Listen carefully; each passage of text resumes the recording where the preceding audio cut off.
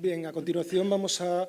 dentro de esta exposición hay un ciclo de conferencias, una al mes, y la primera, la que inaugura esta exposición, la va a impartir el profesor Francisco Jordá Cerdá. No, Jesús. Jesús, he visto Francisco Jordá, que va a hablar precisamente de Francisco Jordá, que es su padre, investigaciones prehistóricas en el Valle del Sella entre los años 50 y 60 del siglo pasado. Les dejo con él. Muchas gracias, Esteban. Me vais a permitir que de la sala de pie. Está encendido, sí. Bien, buenas tardes. Bueno, me toca a mí empezar este ciclo de conferencias asociado a la exposición y me toca hablar de mi padre, el profesor Francisco Jordá Cerdá. Es la primera charla que doy sobre la figura del profesor Jordá y, bueno, me ha costado mucho concentrar toda la información de la que dispongo y he conseguido, bueno, espero no alargarme demasiado, aunque la vehemencia me puede llevar a extenderme en algún momento dado sin querer, ¿no? Francisco Jordá nació en la localidad alicantina de Alcoy. Alcoy nació en 1914. Alcoy, por aquella época, era un hervidero, era una ciudad industrial del estilo de Gijón o de Avilés en esa misma época, donde había un bullicio enorme de actividad industrial, diseño industrial, pero había también movimientos políticos muy notables, había asociaciones de naturistas, en fin, era una ciudad moderna, cosmopolita y cargada de no solo de tradiciones como puede ser la fiesta de moros y cristianos, sino de modernidad, ¿no? Era una ciudad moderna, adaptada a los tiempos, que basaba su economía en la industria de textil y del papel, que se movía toda esa maquinaria con la fuerza del agua de los 5 ríos que surcan Alcoy, ¿no? Llena de viaductos modernos, trazado ortogonal, la plaza del ayuntamiento, conocida como la Bandeja, pero ya un trazado moderno y un desarrollo industrial ligado a los barrancos, ¿no? Con una escuela de ingenieros industriales y tenía Banco de España y no era capital de provincia, es decir, era una ciudad cosmopolita e importante. Bien, pues en ese ambiente nace Francisco Jordá, hijo de Francisco Jordá Miró y de María Cerdá Payá, todos apellidos agudos, ¿no? Y de 2 sílabas, ¿no? Francisco Jordá, conocido como Paco el Barba, ya veis por qué, pues era pintor decorador de interiores, que tenía una gran clientela allí en Alcoy y un taller importante de decoración, ¿no? Y claro, el hijo de este matrimonio que eran 3 hermanos, 2 chicos y una chica, su hermano mayor, Antonio, Tony, que estudió en Madrid ingeniería de minas y que lamentablemente, siendo estudiante, pues falleció en un accidente de caza, ¿no? Y Francisco Jordá, a la que se uniría posteriormente, era mi tía María. Aquí los vemos a mi abuela, María Cerdá, en la Font Rocha, una zona, un espacio natural en las proximidades de Alcoy, donde la gente de Alcoy iba a pasar el verano porque era muy fresquita. La Font Rocha tiene hayas, tiene robles, tiene una vegetación muy casi atlántica dentro de esa zona que es el Mediterráneo, ¿no? Este es mi padre, el profesor Jordá, con unos 4 o 5 años, ¿no? Como veis, le gustaba jardinería, como se observa, y se dedicaba normalmente a ella con un tío suyo, ¿no? Pero, claro, el hijo de un pintor decorador, ¿qué tenía que ser?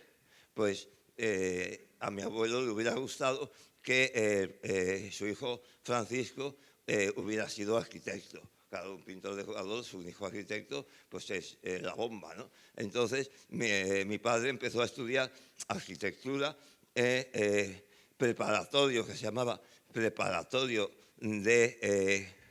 para entrar en la universidad dentro de la Escuela Superior de Arquitectura de aquel entonces. Y empezó estudiando en la Universidad Central, que era como se llamaba, la Universidad de Madrid, en la calle San Bernardo, en este edificio vetusto, ¿no? Que ahora creo que tiene un órgano consultivo de la administración y aparte también el Instituto San Isidro, en este otro, debajo de este otro tímpano. Y empezó a estudiar arquitectura, el preparatorio para entrar en la escuela de arquitectura. Claro,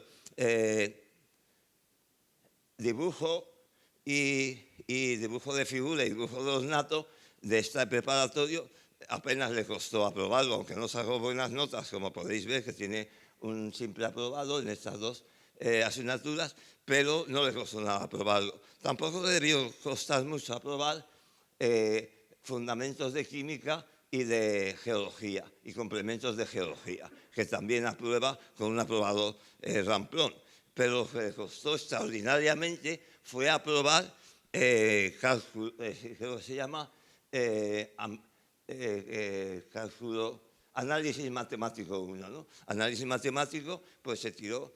Claro, él estaba estudiando, llegó a Madrid con 16 años, se alojó donde se alojaba su hermano, Tony, que estudiaba ingeniería de minas, y en el año 31 empieza a estudiar, ¿no? En 30-31, 31-32 y 32-33. Hace tripite el preparatorio para entrar en la arquitectura, ¿no? Y finalmente no aprobaba el análisis matemático y tuvo que aprobarlo curiosamente, en la Universidad de Salamanca, donde posteriormente sería catedrático, ¿no? Aquí, como veis, análisis matemático y, sorprendentemente, en Salamanca logra lo que no lograba en Madrid. Saca un notable en matemáticas cuando era una nulidad de las matemáticas, ¿no? Entonces, llega ese verano a Alcoy y dice, papá, he aprobado ya el preparatorio, pero no voy a estudiar arquitectura. Dice, entonces su padre le dejó de hablar todo ese verano y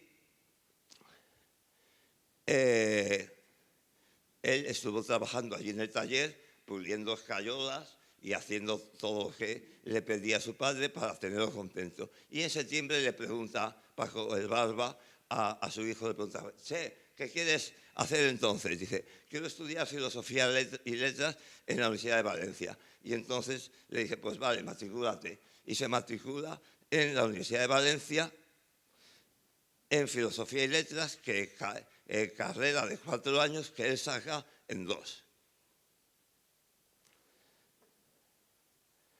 Y justamente termina en el año 36, termina sus estudios de licenciatura en filosofía y letras, y ese mismo año, en junio del 36, un mes antes del golpe de Estado, consigue superar la oposición a profesores de instituto, que en aquella época se llamaban cursillos de formación de profesores, ¿no? Entonces él aprueba los cursillos de formación de profesores y como apenas había profesores de enseñanza secundaria en aquellos momentos, pues elige destino y elige a Alcoy.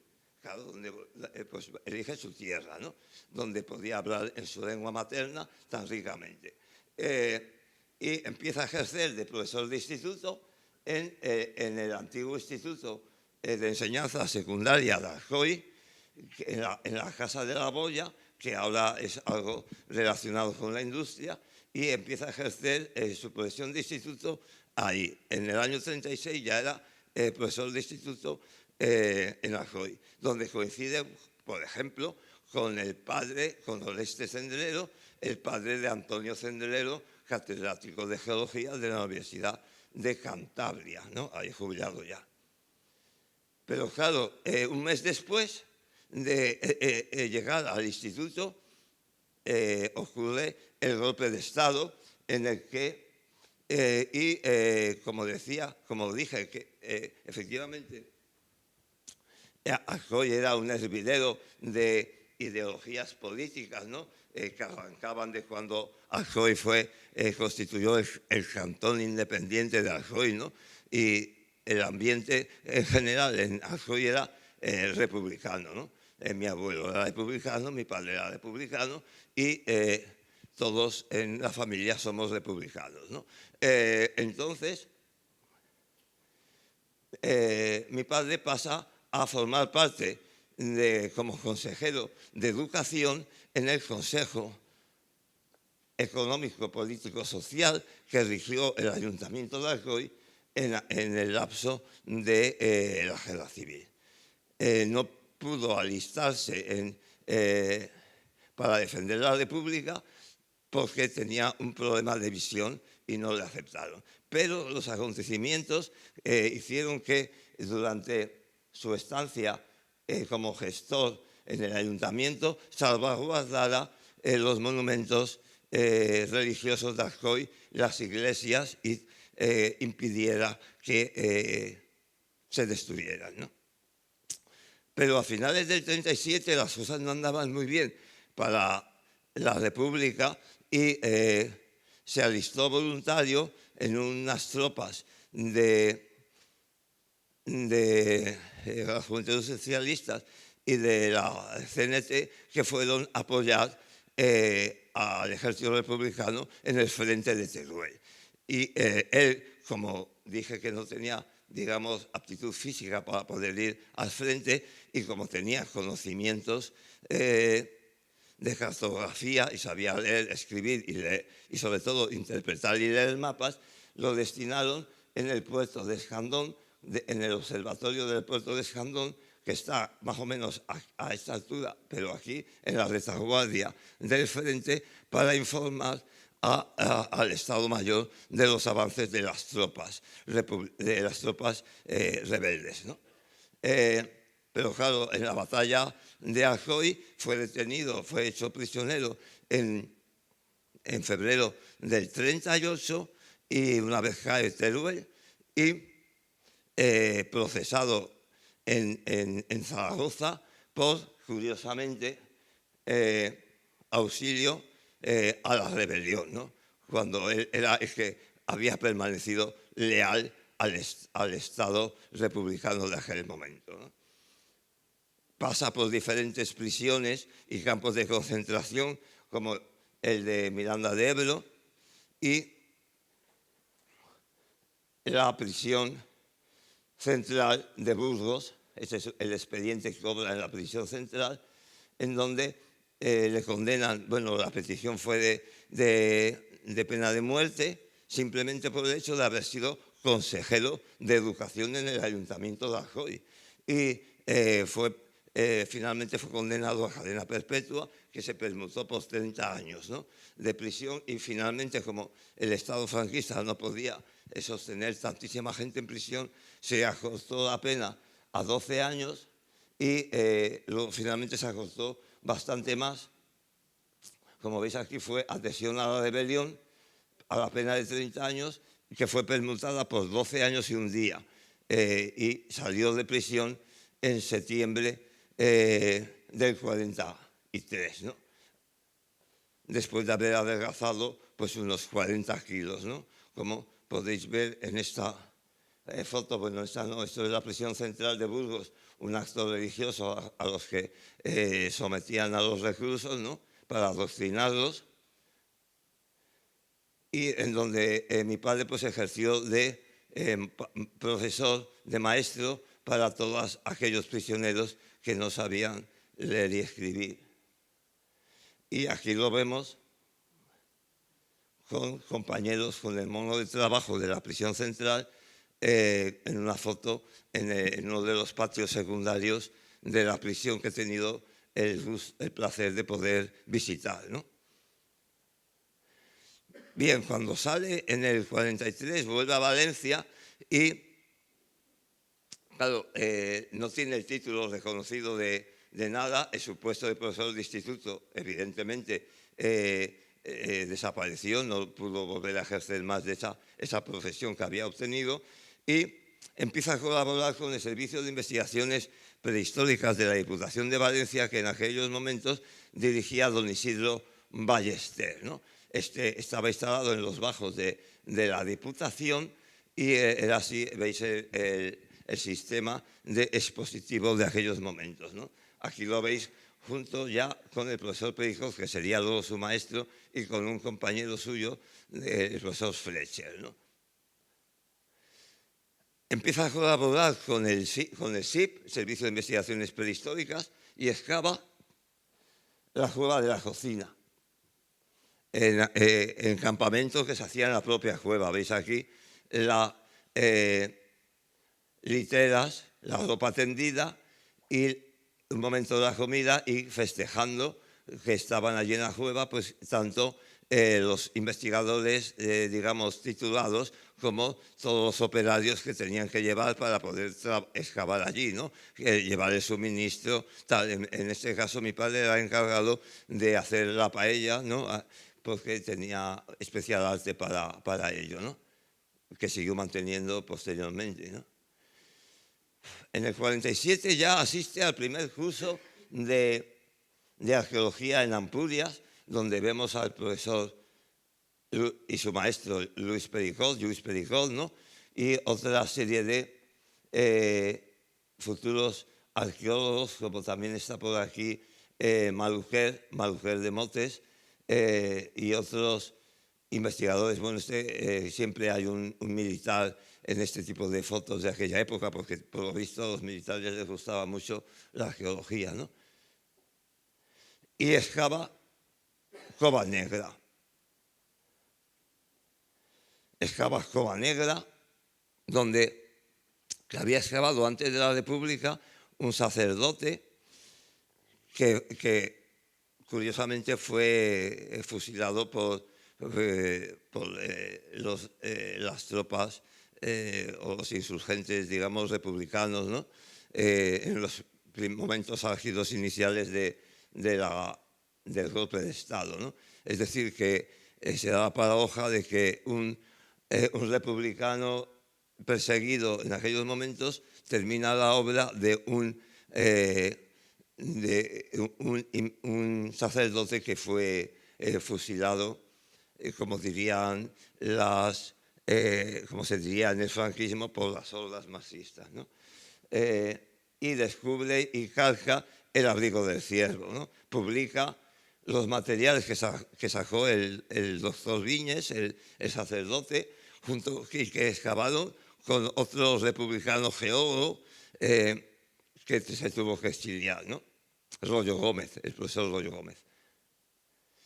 Bien, pero ahí llega un momento en que la arqueología estaba muy metida, como digo, los militares en el asunto de la arqueología. Les debía gustar el asunto, ¿no? Y uno de estos militares, el almirante Bastardeche, que tenía la base en Cartagena, pues quiere montar un museo de arqueología en Cartagena. Contacta con el Servicio de Investigaciones Prehistóricas de Valencia y pide a alguien que le manden a alguien. Y le mandan a Francisco Jordá, explicando que tenía ese problema sobre sus espaldas de haber sido republicano condenado, ¿no? Pero lo aceptan y pasa a ser titular de la dirección del Museo de Cartagena, que no es municipal, que no es donde estuvo él, este es uno actual, pero aquí veis el nombramiento. Director del Museo de la ciudad de Cartagena. Aquí en Cartagena aparte de ser director del museo, también es comisario delegado de Bellas Artes de la provincia de Murcia.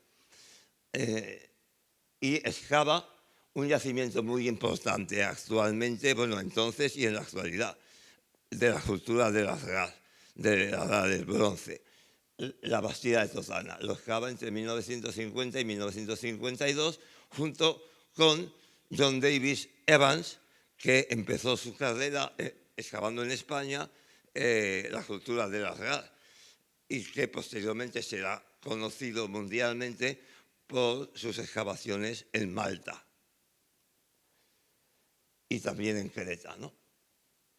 Solo hizo esta campaña Evans, y en la que la dirección la compartían los dos, ¿no? Y en este momento, estando en Cartagena, pues le nombran profesor ayudante de la Universidad Central, de clases prácticas de historia primitiva del hombre, la misma cátedra que ostentó Hugo Obermayer 20 años antes, ¿no? Y en ese momento, pues en Asturias, a la Diputación Provincial, al presidente de la Diputación, pues también se les ocurre, esto lo hago así un poco, no sé si al presidente o a quién se le ocurrió, pero lo hago así un poco para darle un poco más de movida al asunto, ¿no? Montar en Asturias, como era un sitio que había mucha arqueología y prehistoria, fundar un servicio de investigaciones arqueológicas. Y tampoco tenían a nadie, digamos, disponible para ostentar la dirección de ese servicio. Y gracias a don Juan Ulià Riu, contacta con el SIP de Valencia, el famoso almirante Bastarreche y tal, ¿no? Y le dicen: necesitamos un director para el Servicio de Investigaciones Prehistóricas Arqueológicas de Asturias. Y dice: pues te vamos a mandar, bueno, se hizo un concurso público, a Francisco Jordá. Y viene Francisco Jordá y siempre tuvo de mentor en Asturias, y eso mi padre siempre lo reconocía, que el que le apoyó hasta la muerte en Asturias fue el doctor Ulià Riu, don Juan, con el que mi padre tenía un especial cariño, ¿no? Le llueven denuncias, le llueven anónimos, le llueven multitud de cosas, pero consigue pasar con éxito las pruebas de acceso a ese puesto de dirección del servicio y empieza a trabajar en el servicio y lo pone él en marcha a imagen y semejanza del Servicio de Investigaciones Prehistóricas de la Diputación de Valencia. Pero además, al año siguiente, eso fue en el 52, pues en el 53 le nombran María Antonia, pues director del Museo Arqueológico Provincial de Asturias, ¿no? Donde aquí le vemos en la biblioteca del museo, ¿no? Y como el sueldo del museo solo daba para pagar el alquiler de la vivienda donde él residía, pues lo compaginó obteniendo una plaza de profesor, primero ayudante, luego adjunto y luego agregado de cátedra, siempre por oposición, en la Universidad de Oviedo, en asignaturas como Historia del Arte e Historia General de España, ¿no? Y simultánea también ese puesto con el de profesor agregado de instituto en el Instituto Femenino de Oviedo, entre 1960 y 62. Estando en Oviedo, conoce a la que sería mi madre, Carmen Pardo Morote, que trabajaba de administrativa en el Ministerio de Educación, en la mutualidad de catedráticos de universidad, en donde estaba el profesor Almagro Bas, Martín Almagro, que organizaba congresos arqueológicos nacionales, ¿no? Y como se organiza un congreso en Galicia, había que llenar el autobús que iba allí a llevar desde Madrid a los que iban a participar en el congreso, y como sobraban plazas, las ofrecía al personal del ministerio. Y Carmen Pardo pues se apuntó al congreso y conoció a mi padre en ese congreso en Oporto, en el puente de Eiffel de Oporto, es donde se conocieron, ¿no? Y decidieron emprender una vida juntos, ¿no?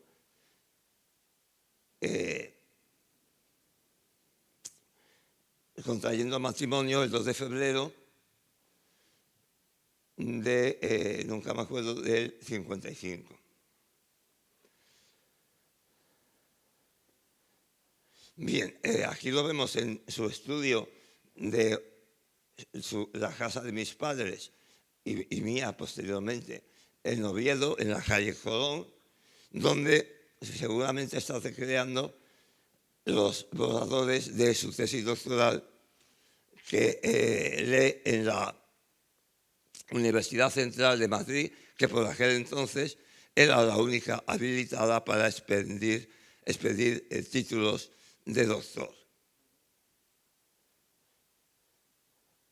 La papeleta para el examen, hay que decir que la cuota que tenían que pagar para poder examinarte eran 37 pesetas con 50 céntimos, los derechos de examen de aquella época.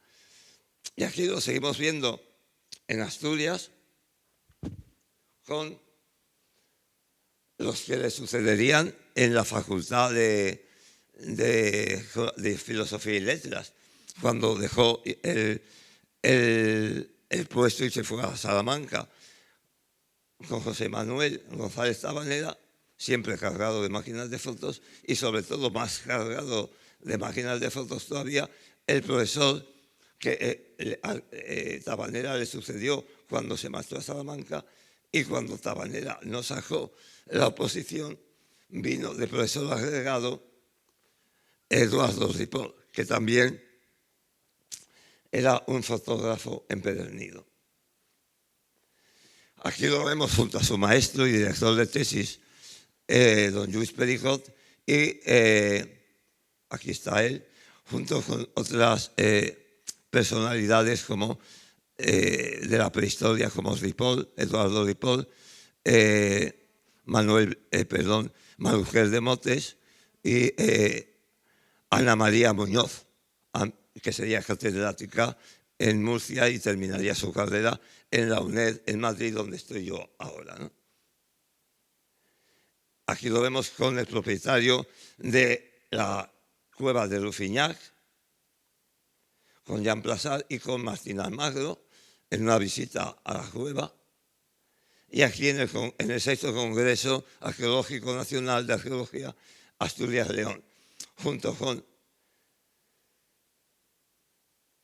el almirante Bastareche, inexorablemente, no podía faltar, el secretario perpetuo de los congresos, Antonio Beltrán, mi padre, mi madre, don Luis Pericot, Martín Almagro, y también de bandar, bueno, también siempre hay, no podía faltar también un sacerdote, ¿no?, en estas reuniones, ¿no?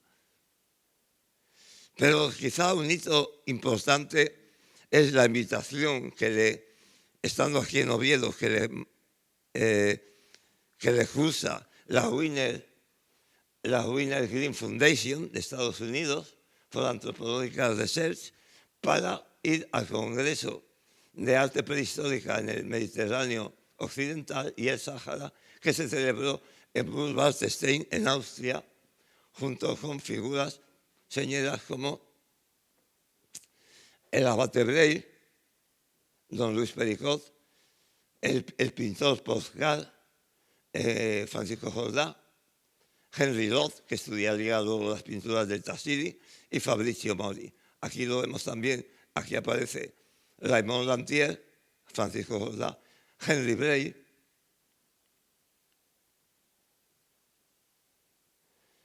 Poscal y don Pedro Pérez Bosch d'Impera, catedrático de prehistoria, que se tuvo que exiliar al finalizar la guerra, ¿no?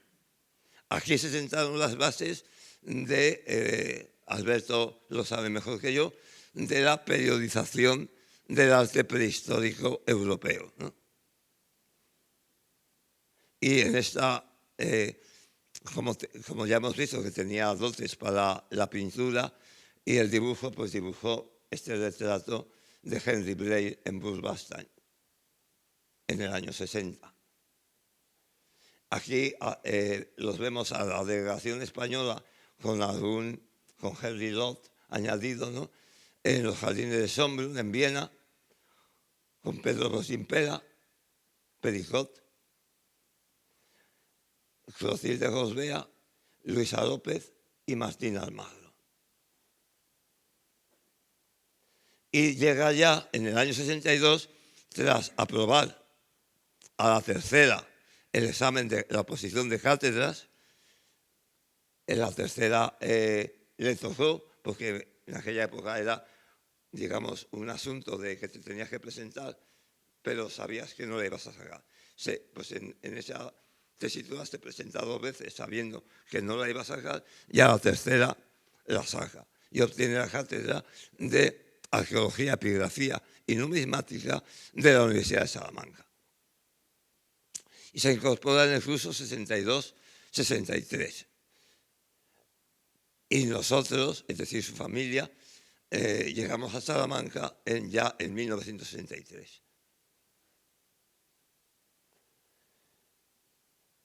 El departamento, el seminario de arqueología de aquella época estaba en los altillos del Palacio de Anaya, donde empieza su andadura en la Universidad de Salamanca.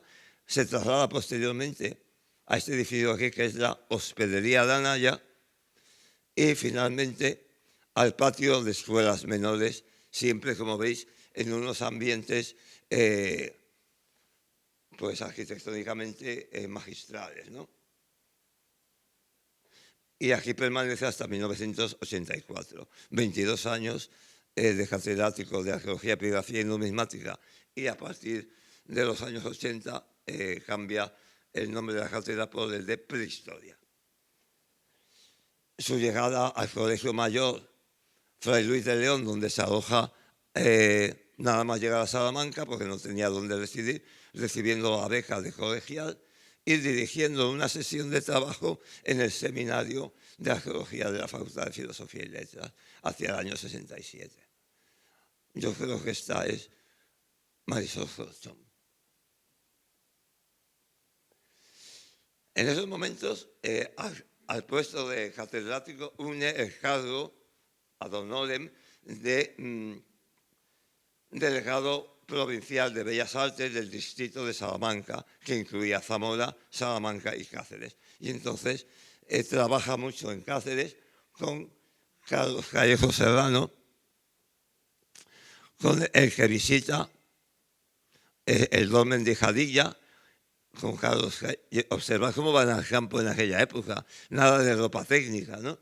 Todo muy... Y aquí vemos a un jovencísimo Javier Fortea con su abriguito en esta visita, y con Carlos Callejo Serrano también, y Martín Almagro en una visita a la cueva del Mar Travieso que había descubierto este investigador cacereño, ¿no?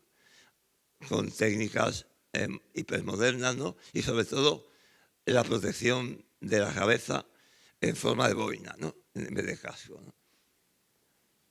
Bueno, también estaba en la Escuela de Nerja, junto con el profesor Arribas Palau, Antonio Arribas Palau, y Gloria Trías Rubiés, en donde estaban Fortea, Martín Navarrete, los profesores que luego fueron de la Universidad de Granada,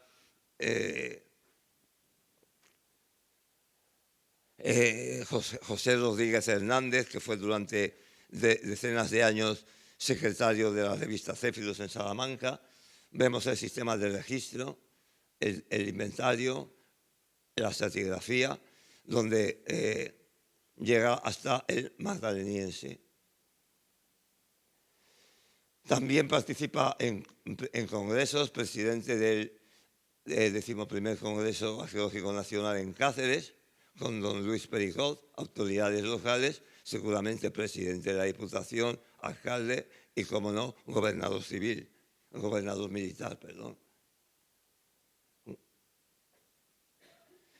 Y pues participa en el Congreso de Arte y de Religiones Prehistóricas de Valcamonica, perdón por la V minúscula, donde aquí lo vemos con Antonio Beltrán en una de las sesiones del Congreso, ¿no? También en el Simposio Internacional de Arte Rupestre de Altamira Symposium, en el 74 en Santander, con Joaquín González Echegaray, cuando todavía usaba el hábito sacerdotal. Y llega el año 76, en plena transición, en la Universidad de Salamanca, y curiosamente, por esas casualidades de la vida, el discurso inaugural le toca darlo a él. Y le toca darlo a él porque en aquella época el discurso inaugural iba por escalafón, por antigüedad en la cátedra. Y le tocó a él ese año tener que hacer un discurso de inauguración del curso de la Universidad de Salamanca a un republicano represaliado y hacerlo delante de los reyes de España, ¿no? De la recién inaugurada democracia. Bueno, todavía ahí no estaba. Este discurso, Prehistoria, Investigación y Universidad, ¿no? Que, bueno, es, si lo leéis ahora, está plenamente vigente, ¿no? Le da tiempo, pues, a dedicarse a las labores de gestión universitaria como decano de la Facultad de Filosofía y Letras, el primero, y luego como decano de la Facultad de Geografía e Historia. Le invitan también a participar en la misión internacional para la salvaguarda de las pinturas y artes de Tassili. Aquí lo vemos con otro de los protagonistas de esta exposición, García Guinea y Eduardo Ripoll, en el Tassili. Y también le da tiempo para venir a Asturias de vez en cuando a cantar asturianadas, como podéis ver, con no sé exactamente en qué localización, pero no deja de ser simpática, ¿no? O en este caso los vemos que están todos más serios que, no sé, claro, quizá porque se trata de un concurso monográfico de agresividad y mente humana. Miriam, lo tendrías que estudiar, ¿no? Junto con Emiliano Aguirre, excavador de Atapuerca, y dos profesores de la Universidad de Salamanca. Sánchez Rangel, de Historia de la Medicina, y María Dolores González Molleda, de Moderna.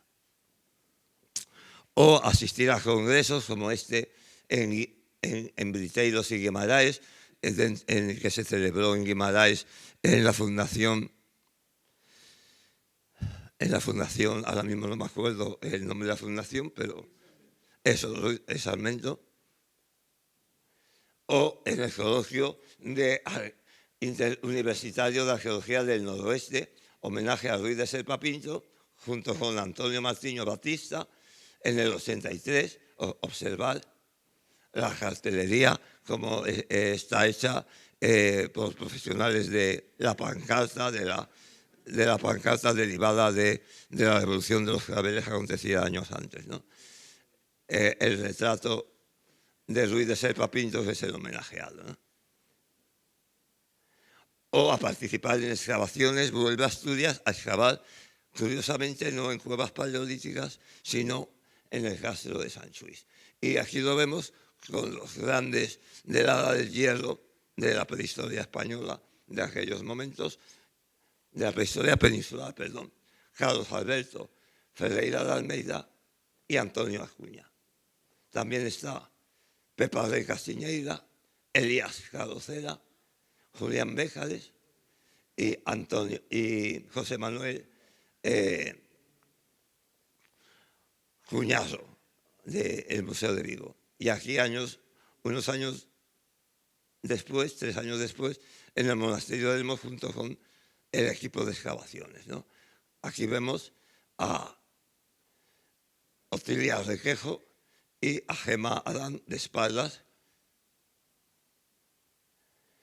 Y aquí lo vemos con los 3 grandes de la Edad del Hierro que he citado anteriormente, más todos fallecidos, José Luis Maya, ¿no?, que excavó la Rampa Torres en el curso que organizó la Universidad de Oviedo en Morías, España.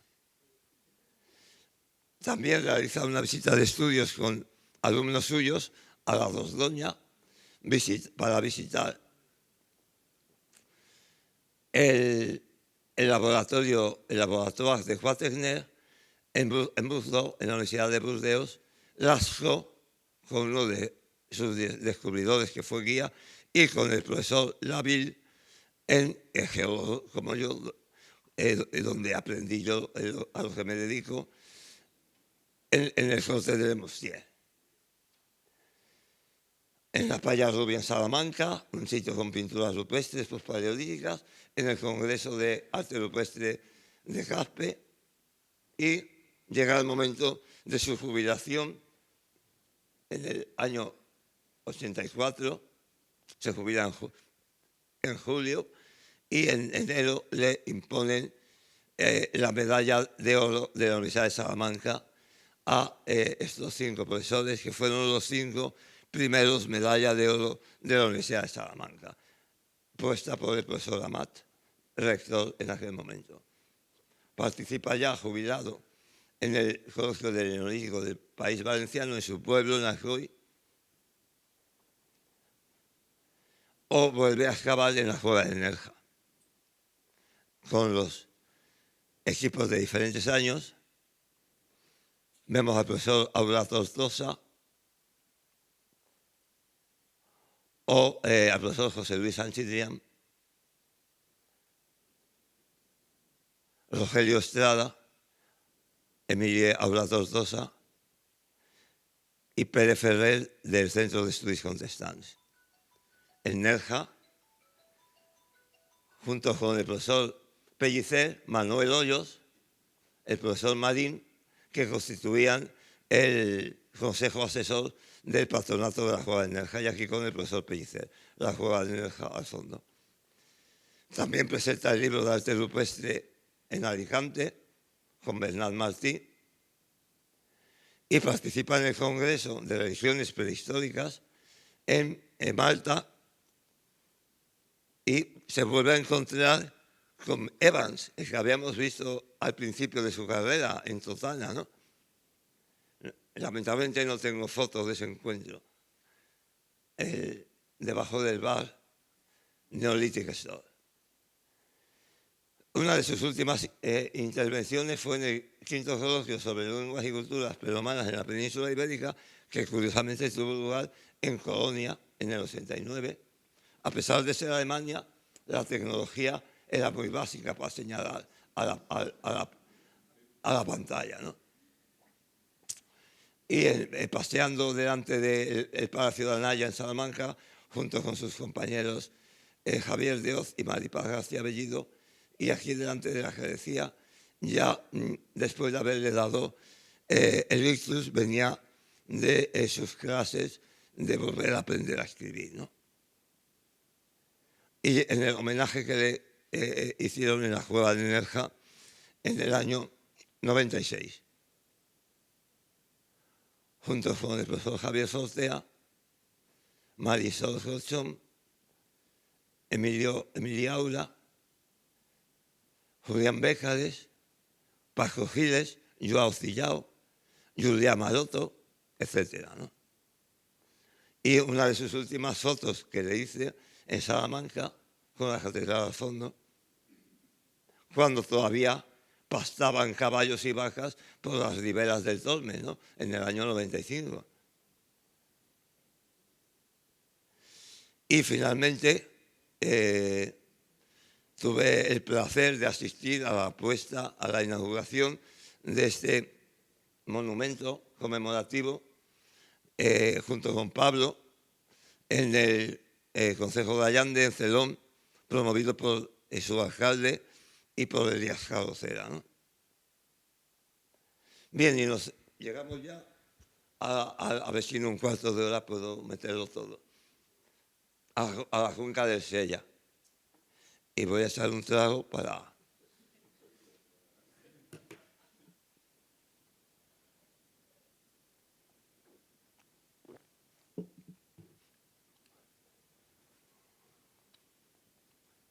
Donde, este es el mapa que tenéis en la entrada de la exposición, donde él básicamente trabaja en La Lloseta, El Cielo, Les Pedroses y Covarosa, en esos yacimientos de aquí. Aunque también interviene en algún otro, como La Juevona o algún otro, pero básicamente esos. Y siempre ayudado por el capataz del Servicio de Investigaciones Arqueológicas, Antonio Álvarez, conocido como Antón. Yo desde pequeño siempre conocí a Antón y me gustaba pues, salir con ese señor, ¿no?, al campo. Y con su inseparable colaborador y posteriormente y hasta ahora amigo íntimo, Manuel Mayo Viesca, aquí en las proximidades de la Cueva del Conde.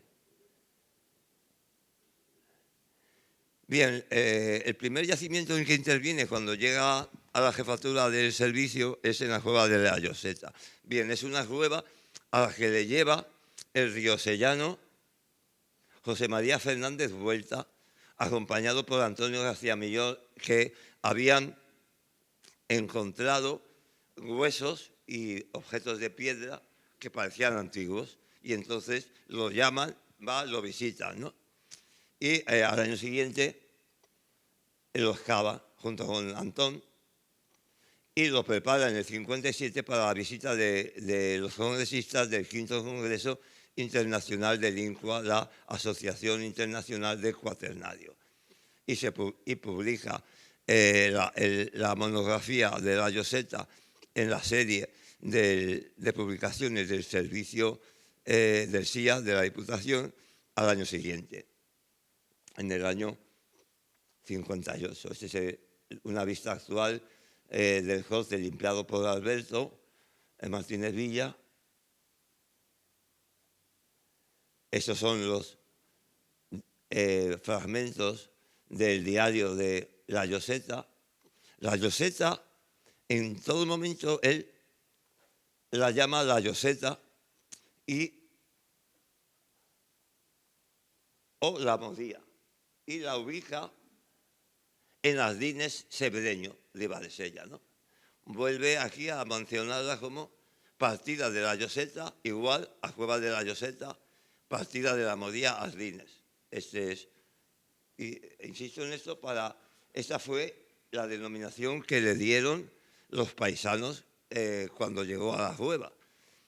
Se especula que si la llamó La Lloseta por la tradición del valenciano, ¿no? Llometes, Lloseta, tal, pero no es así. Debe ser, Alberto lo sabrá mejor que yo, un topónimo realmente asturiano, ¿no? Vemos sus dibujos, están en la vitrina también abajo, y lo prepara para el Congreso del INCUA, junto con el catedrático de estratigrafía de la Universidad de Oviedo, Noello Pillado, el de Geología de la Universidad Central de Madrid, Francisco Hernández Pacheco, hijo de don Eduardo Hernández Pacheco, y Juan Antonio Martínez, que luego sería catedrático de Geología de la Universidad de Oviedo. Todo ello sufragado por la Diputación Provincial. Y publica al año siguiente el avance al estudio de la Cueva de La Lloseta. En aquella época el avance pues era un libro de 100 páginas, ¿no?, donde además hacía una disquisición general sobre el magdaleniense en toda Europa, ¿no? O sea, era un avance, digamos, bastante avanzado, ¿no?, que mereció el premio de la Fundación Marqués de Cerralbo en el año 57. Insistía en lo del nombre porque esta cueva, que parecía que no había excavado nadie, cosas de la erosión y de la vegetación asturiana, pues es la misma cueva que había excavado el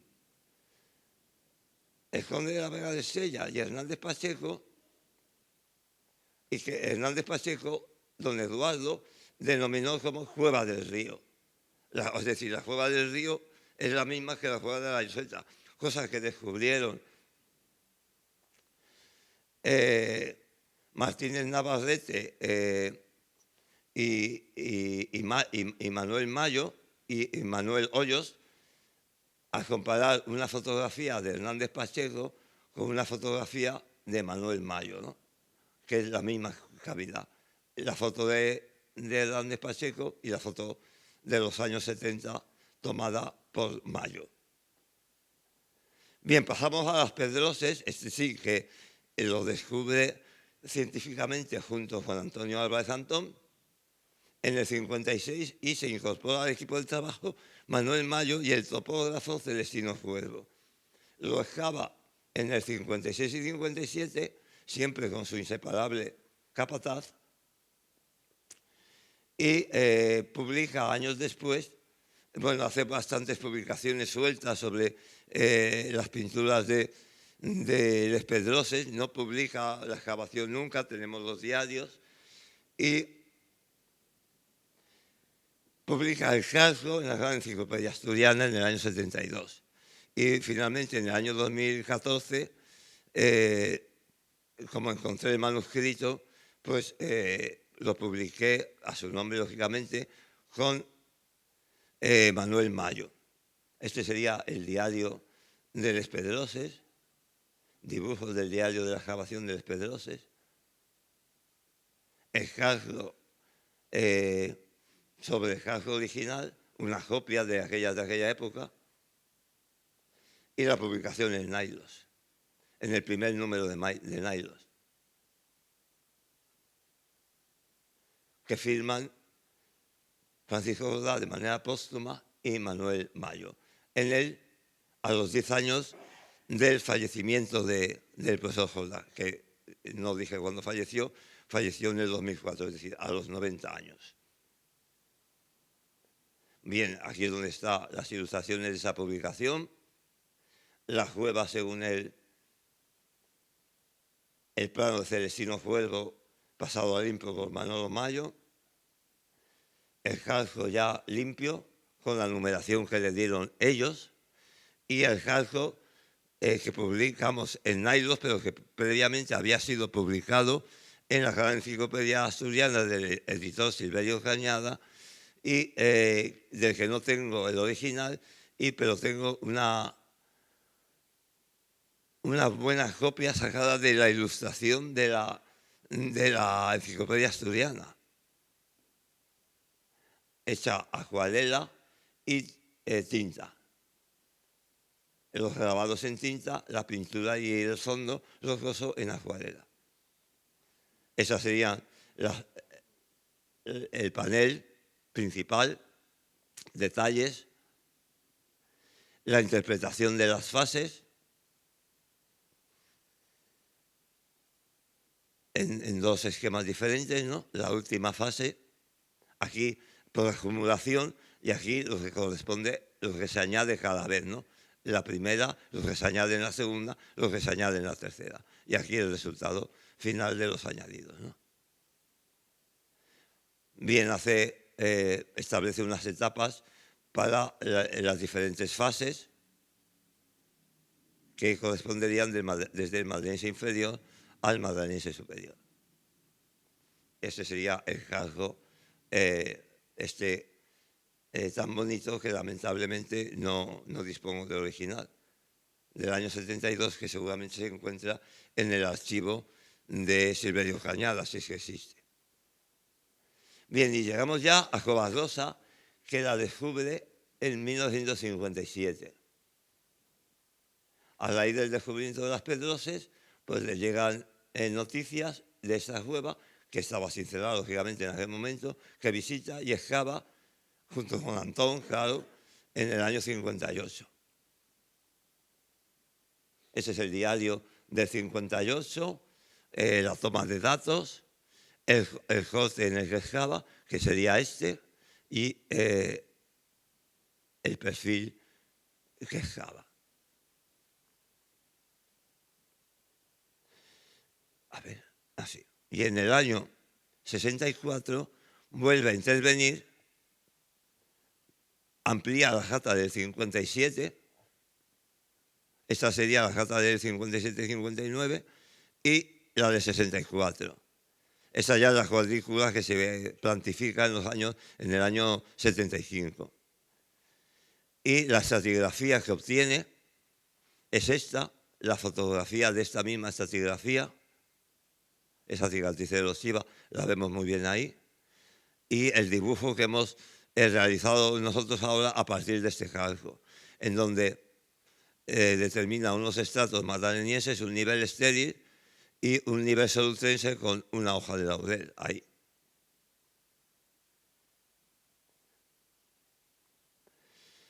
Bien, ya en el año 75 retorna a Covarrosa, planea una excavación por cuadrículas métricas usando el método de las coordenadas cartesianas, con un sistema de registro muy sofisticado implantado por el profesor Javier Sortea en aquella época, alumno suyo, que estaba haciendo la tesis, y excavan por cuadrículas métricas que fotografían con cámara 6x6. Aquí vemos al grupo de excavadores en un momento de receso, el profesor Jordá, el profesor Bécares, Julián Bécares, Pilar Utrilla, Ramón Grande del Brío, Socorro López Plaza y yo mismo, ¿no? El sistema de captura de fotografía 6x6 con máquina Hasselblad de los cuadros métricos, a cargo de Julián Bécares, excavando el profesor Alejandro Gómez Fuentes, junto conmigo.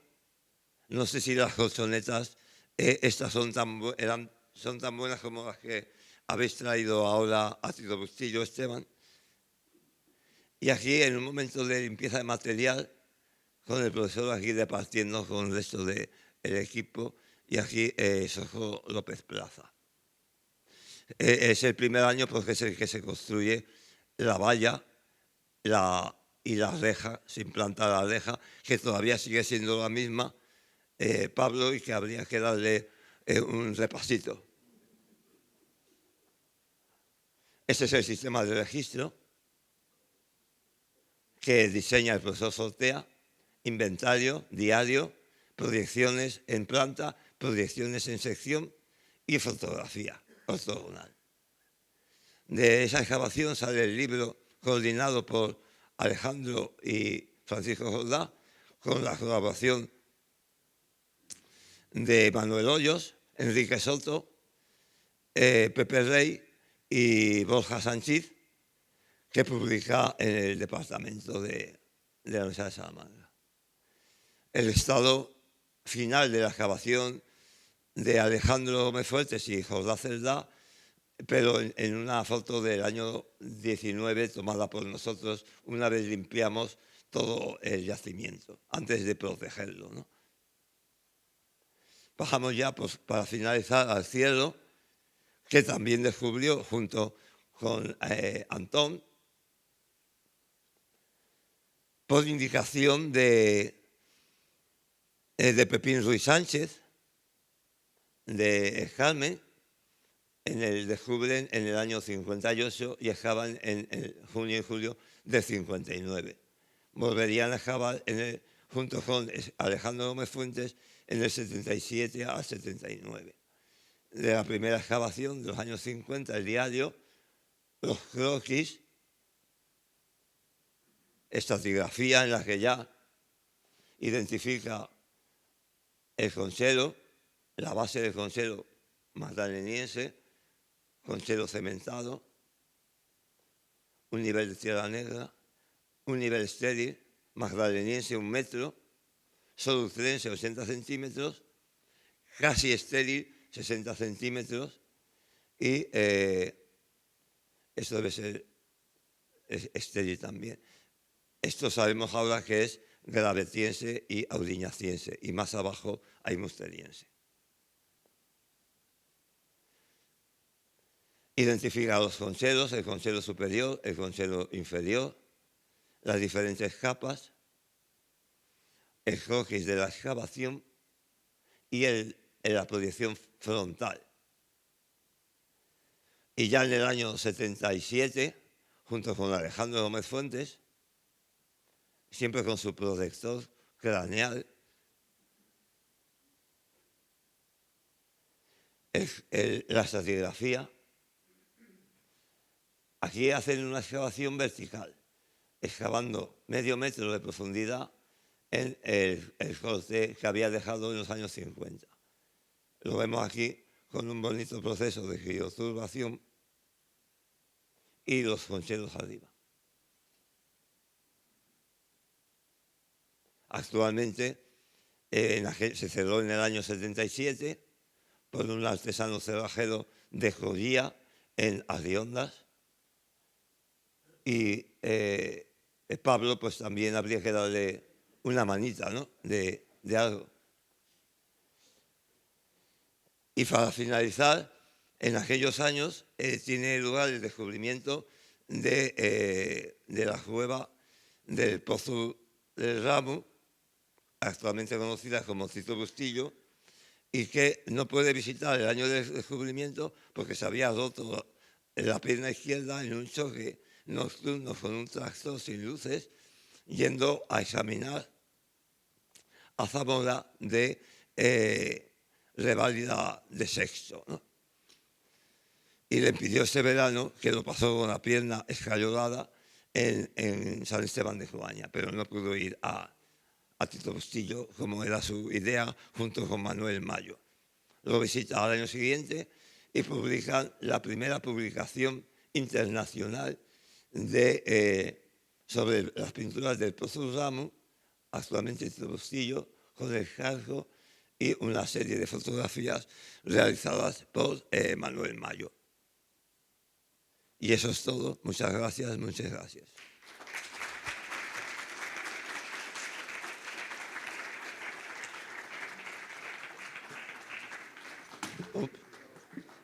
Me lo cargo. ¿Alguna pregunta, por favor?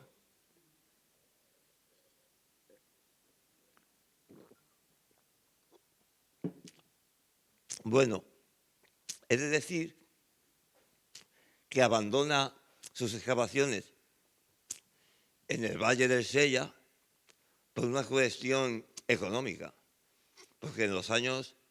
¿Y dónde se va? Del Valle del Sella, ¿a dónde se va? A la otra parte de Asturias, a Occidente, a Joaña. Pasa del Paleolítico a la cultura castellana, a la del hierro. ¿Por qué? Porque Joaña era 100 veces más barata que Ribadesella, donde no podía pagarse un mes de excavaciones con el estipendio que le proporcionaba la Diputación, ¿no? Entonces, se fue a Joaña, donde le cobraban por un chalet indiano a duro diario los días que estén. O sea, era bastante asequible la oferta. Y ya se desplazó a Occidente, y cuando volvió a Covarrosa y a Cierro en los años 70, pero enseguida volvió también a Occidente, a Sanchús, es decir, que después de donde estuvo excavando hasta el año 86, 2 años después de su jubilación. Y no volvió por Ribadesella por eso, por cuestiones meramente económicas. ¿Alguna otra cuestión? ¿Alguna cuestión? Muy bien, pues nada, muchas gracias por vuestra atención. Espero no haberos aburrido demasiado y que os haya gustado la charla, ¿no? Yo, como podéis comprender, como dije al principio, es mi primera charla con mi padre y me ha costado mucho sintetizar. Me deja muchísimas cosas en el tintero que me hubiera gustado poder contar, pero el tiempo es limitado y no podía cargaros de más información. Muchas gracias.